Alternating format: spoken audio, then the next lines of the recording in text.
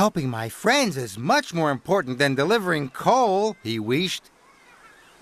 So Percy didn't deliver the coal. He left his coal cars, and he steamed after his friends as quickly as he could. Toby and Edward stopped at a red signal. Percy puffed up alongside. "Do you need any help?" he tooted hopefully. "No, thank you, Percy," puffed Toby. "We can do it," chuffed Edward. Percy was disappointed. Further up the line, Percy saw Emily and James. They were taking the Ferris wheel. "That looks like fun," tooted Percy. "I'm sure they'll need some help." Percy caught up with James and Emily. "This is going to be the biggest wheel ever," puffed Emily. Emily and James were having a splendid time, but James and Emily didn't need help either. Percy was upset. Then Percy saw Gordon waiting at a junction. Gordon was pulling the carnival people, but he didn't need any help either. Percy saw Henry crossing the bridge. Henry was happily pulling the roller coaster. Finally, Percy saw Thomas waiting at a signal. He was carrying the fireworks and the Chinese dragon. "That looks like the most fun of all," gasped Percy. But even Thomas didn't need any help. Percy was more disappointed than ever.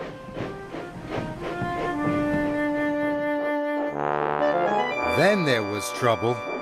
Percy had spent so much time trying to help everyone else that he hadn't delivered any coal. Percy saw James. He looked very sad. "There's no coal at the stations," he wished. "We've all run out of coal." "Bust my boiler," cried Percy. "If the engines don't get some coal, the carnival won't open. All the children will be sad, and it's all my fault."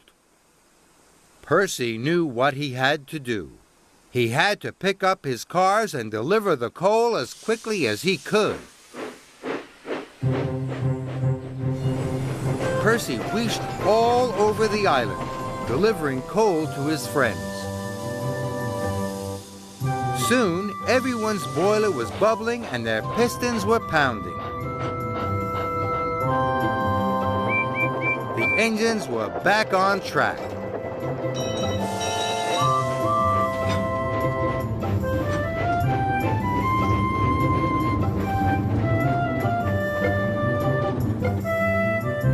Everything was ready just in time.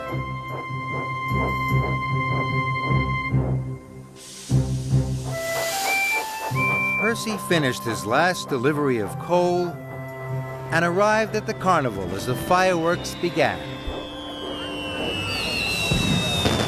The rockets soared.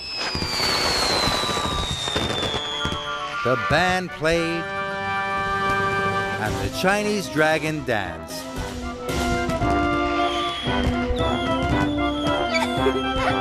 All the children were delighted. "Sir Topham Hatt was right," tooted Percy. "Delivering coal is a very important job." Thomas and the birthday mail. It was the stormy season on the island of Sodor. All the engines were battling against the bad weather.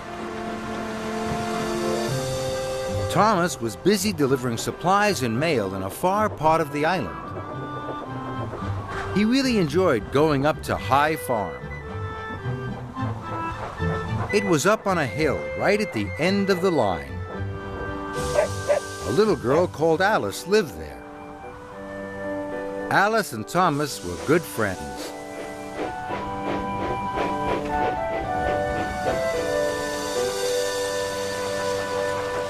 One day, Thomas was on his way to High Farm when Rosie stopped beside him. Rosie was a cheerful, chirpy little tank engine. She was always pleased to meet Thomas. She liked him so much that she wanted to be just like him. So she tried to copy him. She tried to whoosh the way he did. She even tried to whistle like Thomas. It made Thomas cross. "Hello, Thomas," puffed Rosie brightly. "What are you doing?" "It's Alice's birthday," chuffed Thomas. "I want to get all her presents up to High Farm in good time." Just then, Harold the helicopter arrived. "Another storm warning, I'm afraid," he shouted. "High winds on the way and heavy rain." Harold warned Thomas not to go up to High Farm. "Heavy rain can cause landslides on that hilly route," he said. And Harold flew away. Thomas didn't want to let Alice down. "High winds don't bother me," he puffed. "Or me," chuffed Rosie. "I'll come as your back engine." But Thomas didn't want Rosie to come. "No, thank you, Rosie," he huffed firmly. "I can do it on my own." And he chuffed quickly away. But Rosie liked Thomas very much, and she wanted to help, so she chuffed naughtily after him. Thomas puffed along the line to High Farm. The sky grew darker and darker. Soon, it was pouring with rain. Thomas's pistons pumped and his boiler bubbled. It was hard work.